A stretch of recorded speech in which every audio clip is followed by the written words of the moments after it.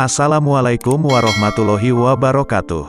Kali ini kisah tentang perjalanan leluhur Bani Alawi.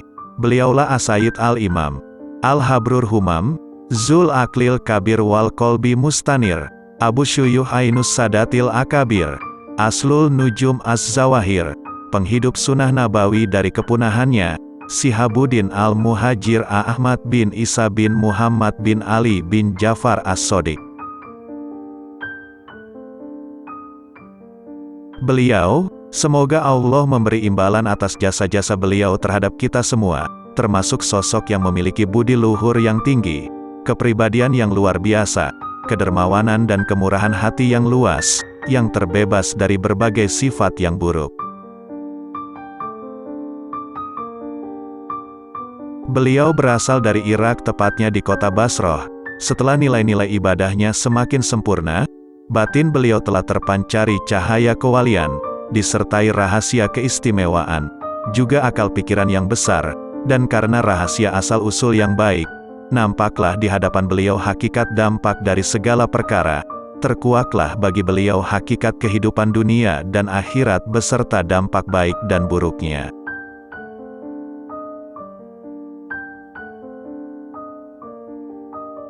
Mata batinnya menyaksikan fitnah dan cobaan dalam agama yang akan terjadi di Irak, hingga hal ini mendorong beliau untuk berhijrah, mematuhi perintah Tuhannya, maka segeralah kembali kepada Allah.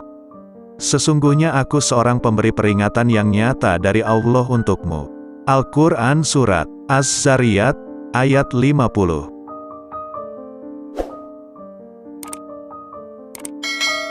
Juga mengikuti jejak kakeknya Rasulullah yang menyuruh berhijrah dari tempat-tempat yang penuh fitnah agama, beliau berhijrah pada tahun 317 Hijriah. Sebelumnya di Irak, beliau adalah seorang yang karismatik, sentausa, pikiran terang beliau dan keluasan ilmu beliau diterima oleh segala kalangan, kehidupan yang nikmat dan membuka cakrawala pandangan akan bahaya racun hawa nafsu.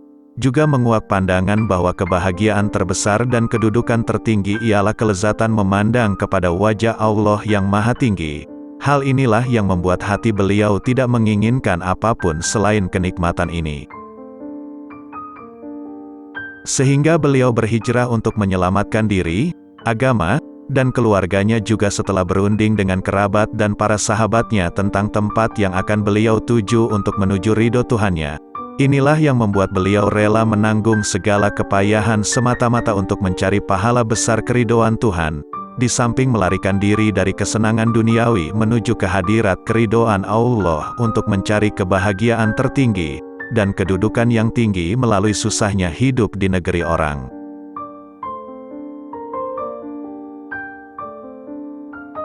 Seperti yang disebutkan oleh Nabi Muhammad, merantau ibarat mati syahid.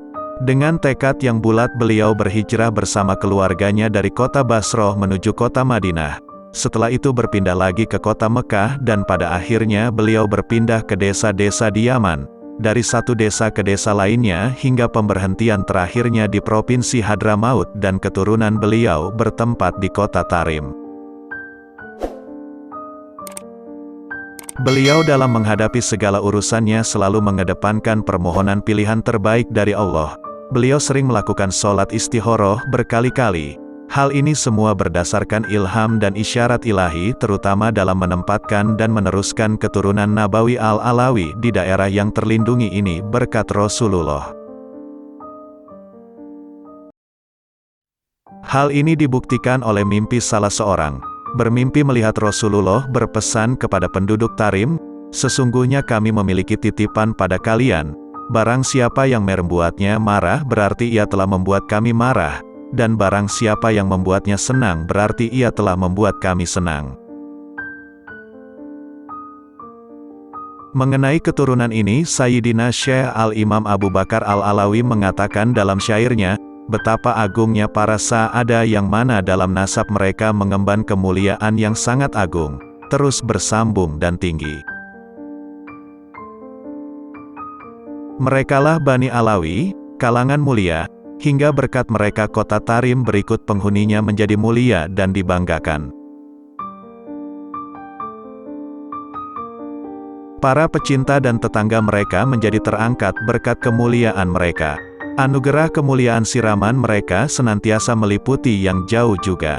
Rahasia-rahasia mereka terpancar dari lautan Ahmad, Rasulullah. Mengalir dalam kemuliaan mereka tersebar ke seluruh penjuru. Merekalah keturunan agung dan cikal bakal keluarga Muhammad Rasulullah. Wahai Zat yang Maha Pengasih, berkat mereka kami mohon perbaikan keadaan.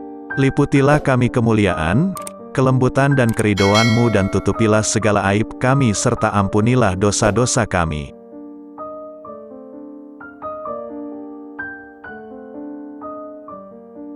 Imam Ahmad bin Isa berhijrah membawa anaknya Ubaidillah beserta ketiga cucunya yaitu Alawi, nenek moyang Bani Alawi, Basti, nenek moyang Bani Basri, dan Jadid, nenek moyang Bani Jadid ke Provinsi Hadramaut. Perlu diketahui mereka semuanya adalah kalangan sa'adah yang mulia bermazhabkan ahlu sunnah wal jamaah, termasuk para ulama amilin yang telah merasakan manisnya ilmu juga kokoh kesolehannya.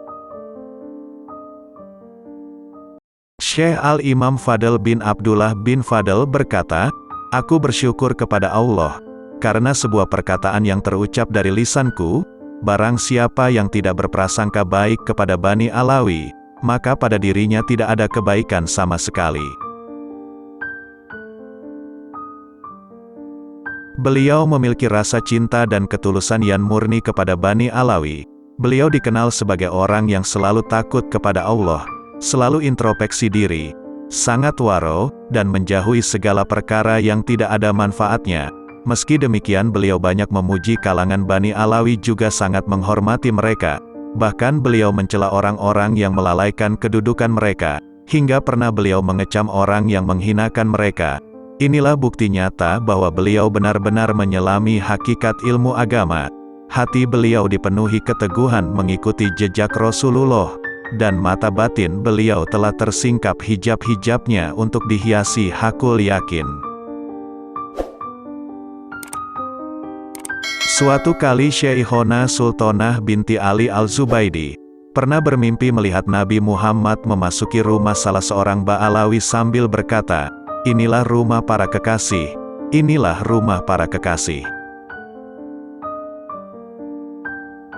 Guru kami Al-Habib Abdullah bin Alawi Al-Haddad telah memberikan ungkapan yang sangat indah dalam sebuah qasidahnya mengenai mereka. Beliau, Ahmad bin Isa, menjaga diri dari duniawi, berhijrah berlari menuju Allah, dan menghindar dari kejadian yang sangat berbahaya. Dari kota Basroh yang hijau dan rindang beliau mengarungi berbagai desa. Di sana beliau juga mengalami berbagai cobaan yang sangat berat, hingga sampailah di lembah yang penuh berkah ini lalu beliau rela dan menancapkan paku-paku kemahnya untuk tinggal di sini. Akhirnya beliau menetap dan bermukim di sini dengan keturunannya yang terkendalikan dengan pendidikan, kebaikan, ketakwaan, budi pekerti yang luhur, sifat-sifat terpuji yang menyamai orang-orang yang mulia itu. Berkat mereka lembah ini menjadi sentausa, makmur aman dan terjaga tanpa diragukan sedikitpun. Hingga ungkapan beliau dalam syairnya, mereka adalah pewaris Nabi, golongannya, keturunannya, tidak peduli anggapan orang-orang yang pura-pura buta. Dalam qasidah ini, beliau mengisyaratkan tentang Imam Ahmad bin Isa beserta sepupu beliau yang menyertainya yaitu leluhur Bani Ahdal dan Bani Kudaim. Ketika adik beliau Al-Imam Muhammad bin Isa memerintah Irak, beliau mendatanginya dan memberinya nasihat yang sangat membekas hingga Al-Imam Muhammad ini meninggalkan tampuk kepemimpinan dan beralih mengurus akhiratnya sebagai bentuk mengikuti jejak para salafnya yang mulia. Di Irak ada salah seorang putra beliau yang menetap di sana yaitu Muhammad bin Ahmad bin Isa. Ia mengurusi harta mereka di Basrah, ia meninggal di sana dan masih memiliki keturunannya di Basrah. Adapun Imam Ahmad bin Isa meninggal dunia pada tahun 354 Hijriah. Di antara hal-hal yang mendorong beliau untuk berpindah ke Hadramaut ialah di negeri beliau telah dikuasai oleh ahlul bid'ah. Di samping adanya berbagai gangguan yang mengusik para keturunan Nabi, juga munculnya golongan Zan yang terlaknat. Mereka memecah belah kaum muslimin, menguasai kota Basrah dan daerah-daerah sekitar. Mereka merampas para istri kaum muslimin dan memperkosa mereka dengan bayaran 2 dirham. Dalam sehari mereka berhasil membunuh 300.000 orang. Bahkan menurut As-Suli, jumlah korban pembunuhan mereka dalam kejadian itu sekitar 1.500.000 orang.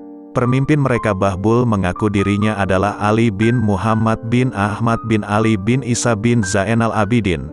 Nasab ini jelas tidak benar, bahkan ia berasal dari golongan ahlul bid'ah Azarikah yang mencela Sayyidina Utsman, Ali, Talha, Zubair, Aisyah dan Muawiyah.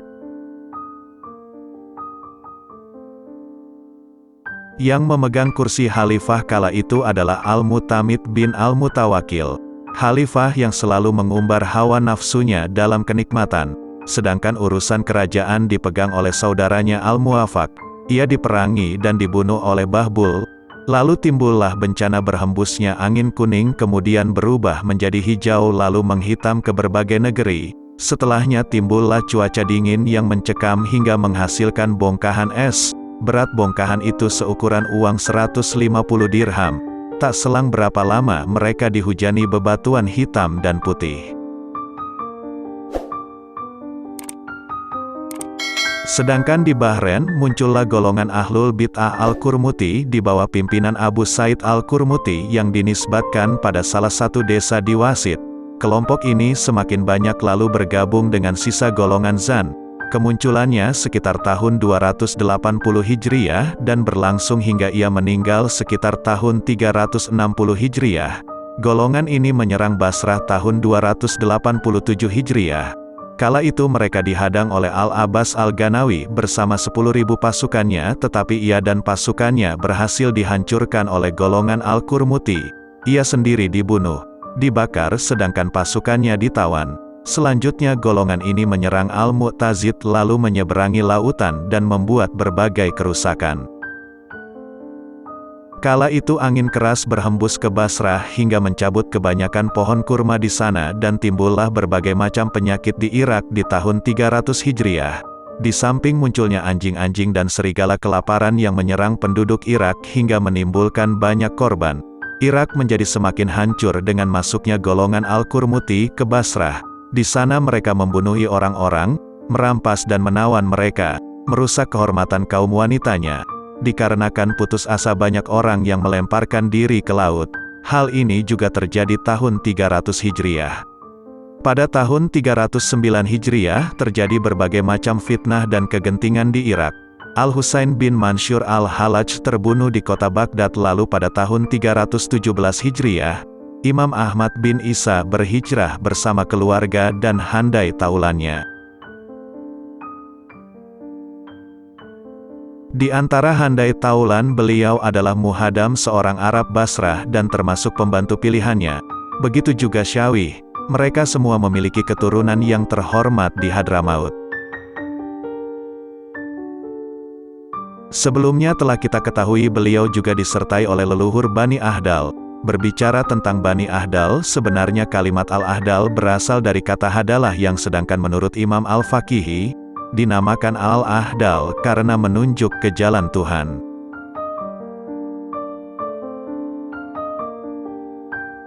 Di antara mereka adalah Ali bin Umar bin Muhammad bin Sulaiman bin Ubaid bin Isa bin Alwi bin Muhammad bin Jimjam bin Auf bin Imam Musa Al-Kazim bin Jafar Sadiq. Tetapi mereka menyembunyikan identitas saada mereka. Begitu juga Bani Kudaim, jalur mereka kembali kepada Muhammad Al-Jawad bin Ali Ridho bin Musa Al-Kazim bin Jafar. Pada tahun 318 Hijriah, Imam Ahmad bin Isa beserta rombongannya, yaitu sepupunya dan handai taulannya, menunaikan ibadah haji, yaitu sekitar tahun kedua sejak beliau keluar dari Basrah. Ketika tiba di Hadramaut, beliau masuk dan tinggal di kota Hajrain. Di sana beliau membeli perkebunan kurma dan beberapa hektar tanah seharga 1.500 dinar. Lalu beliau menghadiahkannya kepada pembantunya tempat yang bernama Qoroh Bani Jusyair atau Jusyaib. Di sana beliau merasa kurang nyaman hingga akhirnya beliau menetap di daerah Husaisah, sebuah desa sekitar beberapa kilometer dari Tarim. Beliau membeli beberapa hektar tanah di daerah Sauh, yaitu dari tempat beliau sekarang sampai bagian atas kota Baur. Di kota ini terdapat sumur terkenal yang digali oleh cucu beliau Alwi bin Ubaidillah bin Ahmad, lalu dikelilingi dengan batu-batu besar dan pada tiap batu itu beliau menulis namanya. Ketika Imam Ahmad mulai bermukim di sana, banyak orang-orang soleh yang mengunjungi beliau. Beliau berperan besar dalam mengembalikan akidah Ahlus Sunnah wal Jamaah di sana, hingga banyak kalangan yang bertaubat di tangan beliau dan banyak orang yang kembali ke jalur akidah yang benar sehingga terselamatkanlah akidah keturunan dan pengikut beliau dari ajaran bid'ah yang berasal dari Irak, dan keturunan beliau menjadi paku bumi bagi provinsi itu. Setelah itu Imam Ahmad bin Isa berpindah ke sebelah timur lembah Husaisah atau yang lebih dikenal dengan lembah Muhadam. Tempat ini sering diziarahi oleh para pembesar Sa'adah Bani Alawi, terutama Syekh Abdurrahman As-Segaf dan Syekh Abdullah Al-Aidrus. Keduanya berulang kali mengunjungi tempat itu. Dahulu Husaisah adalah sebuah desa yang makmur hingga pada tahun 839 Hijriyah desa ini dihancurkan oleh Aqil bin Isa Es-Sabarati.